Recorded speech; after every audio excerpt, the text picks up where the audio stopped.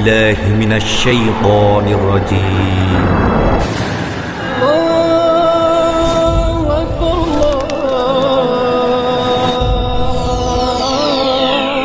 الله أكبر.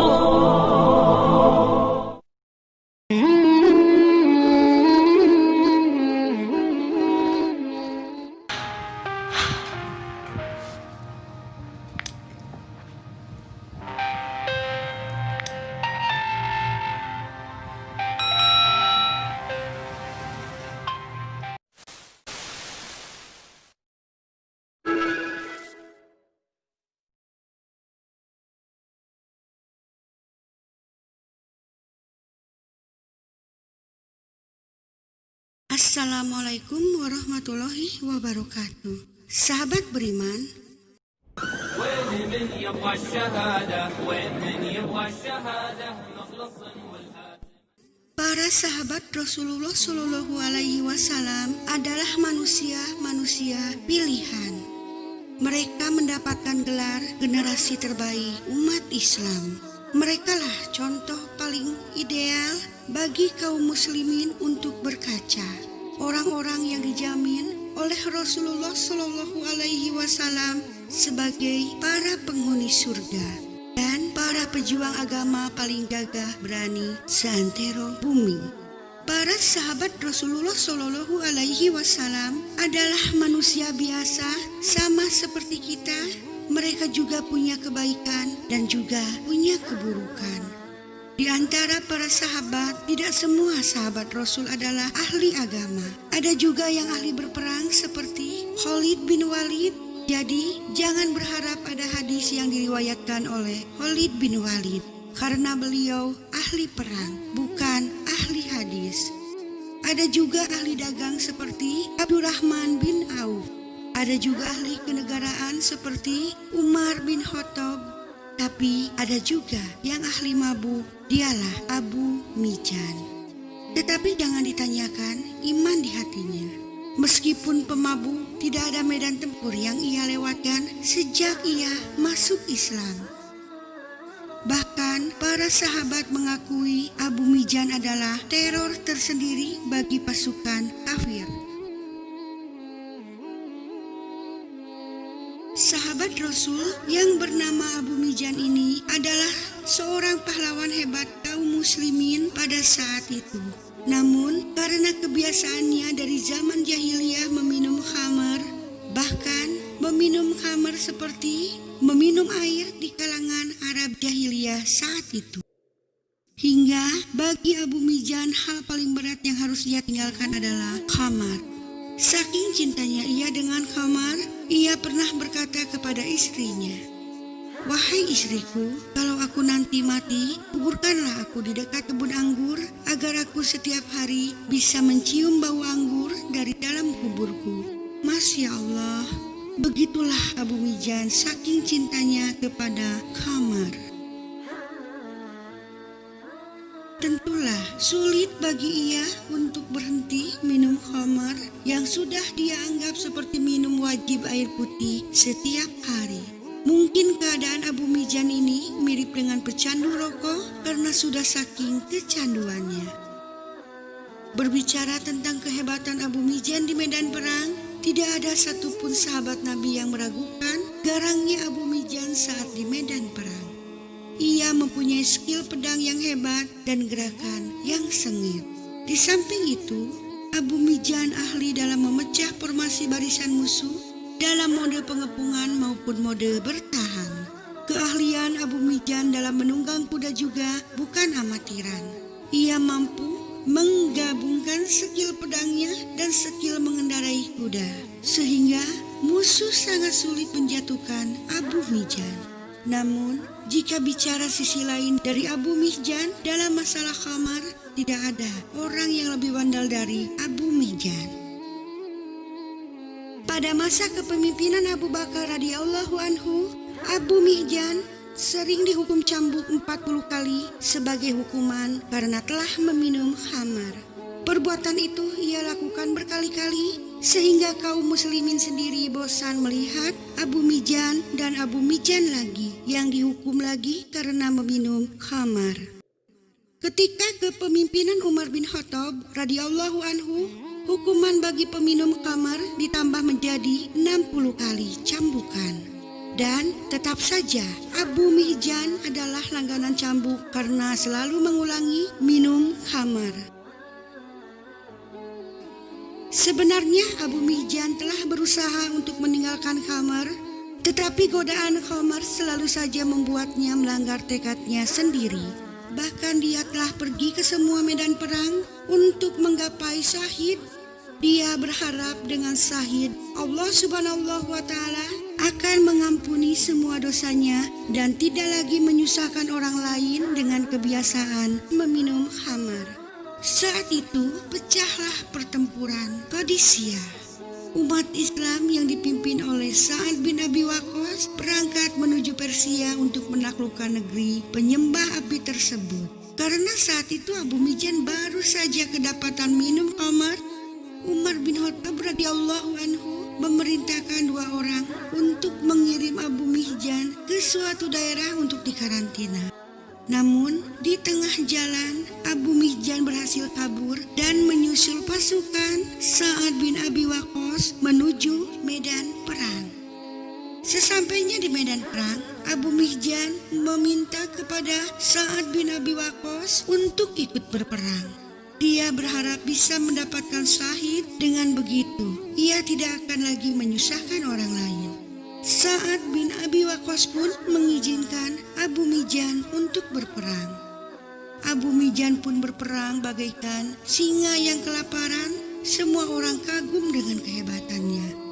Dia benar-benar orang yang berharap mati datang hari itu juga untuknya. Namun apalah daya, Allah Subhanahu wa Ta'ala masih menghendaki Abu Mihjan tetap hidup. Di sela-sela istirahat itulah godaan khamar merasuki Abu Mihjan. Keinginan meminum khamar membuat akalnya tidak lagi waras. Ia pun nekat meminum khamar. Maka Sa'ad bin Abi Waqqas pun terpaksa mengurung Abu Mihjan di kerangkeng besi dan mengikatnya di sana. Pertempuran kembali terjadi, tapi Abu Mihjan tidak bisa ikut berperang.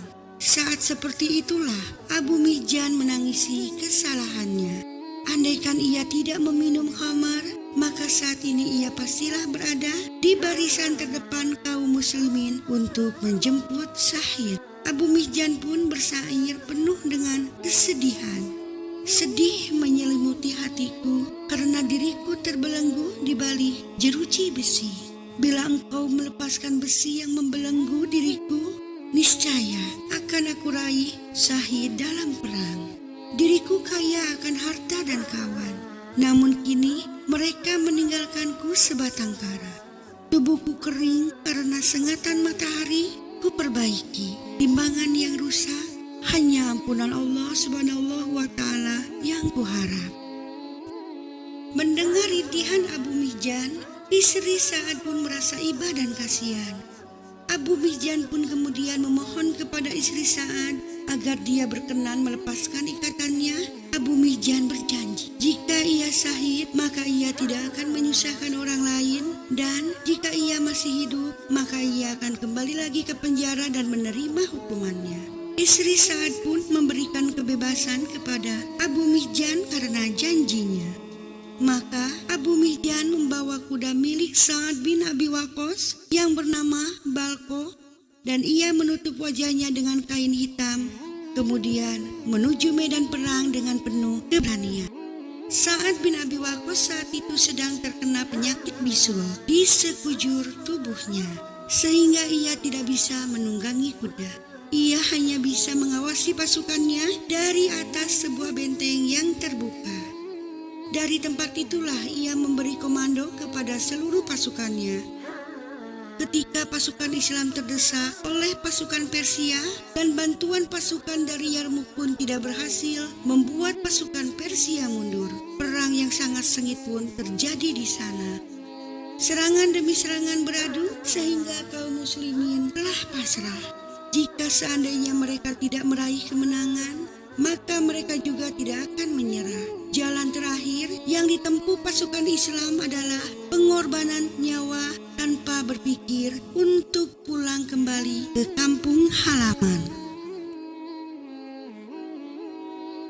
Di saat pasukan Islam terdesak itulah tiba-tiba muncul kesatria yang menutup wajahnya dengan kain hitam, sehingga tidak seorang pun yang mengenalnya.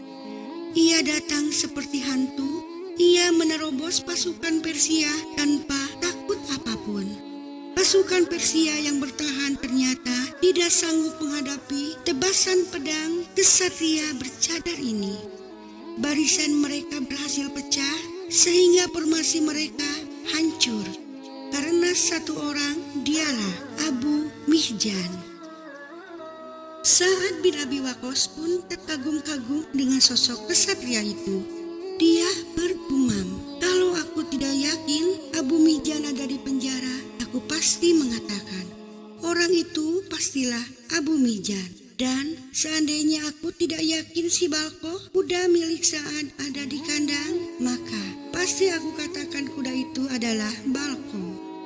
Sa'ad bin Abi Waqqas sangat yakin jika itu adalah Abu Mihjan dan kuda itu adalah si Balqoh, kuda kesayangannya. Namun ia juga yakin Abu Mihjan ada di penjara dan si Balqoh ada di kandang. Kesatria bercadar itu pun terus menghantam pasukan Persia tanpa ampun. Ialah penguasa medan perang tempur saat ini. Seolah-olah pertempuran ini adalah panggung miliknya untuk menunjukkan betapa hebatnya dia dan betapa rindunya dia dengan kematian. Ia seperti orang yang berusaha menebus semua dosanya dengan berharap ketahidan sebagai tujuan utamanya. Benar-benar orang yang tidak mengenal rasa takut sama sekali. Pada hari itu pula Allah Subhanahu wa Ta'ala telah memberikan kemenangan bagi kaum muslimin. Seperti janjinya, Abu Mihjan pun kembali ke penjara dan mengikat dirinya.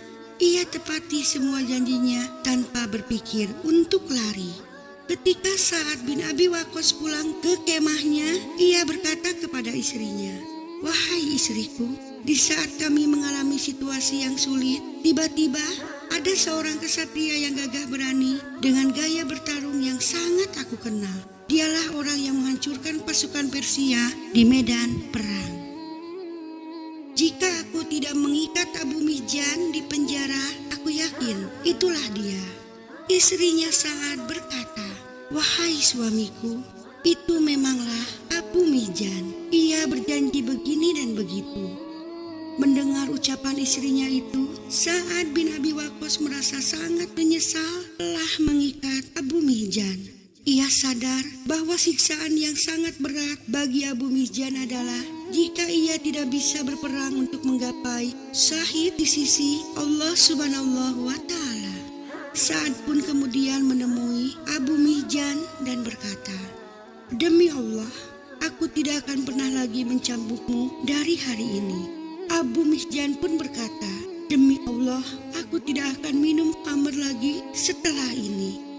Bukan aku takut karena cambuk, tapi karena aku ingin Allah Subhanahu wa Ta'ala membersihkan semua dosa-dosaku." Subhanallah, kita lebih layak untuk mengikuti jejak Abu Mihjan. Berapa banyak dosa yang telah kita lakukan, tetapi kita tidak pernah membersihkannya. Bahkan kita merasa aman dari dosa-dosa itu, padahal Allah Subhanahu wa Ta'ala memberikan kita kesempatan untuk membersihkannya. Sahabat beriman, seseorang yang memahami kesalahannya dan berusaha merubahnya, ia mengulangi lagi kesalahannya, kemudian ia bertobat, kemudian mengulanginya lagi, ia mungkin masih butuh proses untuk berhenti secara sempurna. Seperti Abu Mihjan, ia butuh waktu yang lama untuk bertobat dari khamar dan kebiasaan mabuknya. Semoga kisah ini menjadi tauladan bagi kita semua yang masih berusaha untuk membersihkan diri dari dosa. Wallahu alam bishawab. Sahabat beriman, terima kasih sudah menonton. Semoga bermanfaat bagi kita semua dan semoga channel ini terus berkembang agar senantiasa memberikan hal-hal yang bermanfaat untuk kita semua. Amin ya robbal alamin. Semua yang baik datangnya dari Allah Subhanahu wa Ta'ala dan segala hilaf mohon dimaafkan. Akhirul kalam, wabillahi taufiq wal hidayah. Wassalamualaikum warahmatullahi wabarakatuh.